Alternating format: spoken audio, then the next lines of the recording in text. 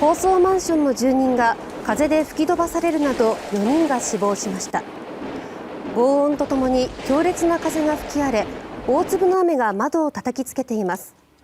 中国南部広西省で31日、大気の状態が不安定となり、猛烈な暴風雨が発生しました。中国メディアによりますと、この影響で高層マンションの窓ガラスが吹き飛び、20階や11階の部屋にいた住民らが投げ出され、3人が死亡しました。また3階建ての住宅1棟が倒壊し、1人が死亡しました。10人余りが怪我をしたということです。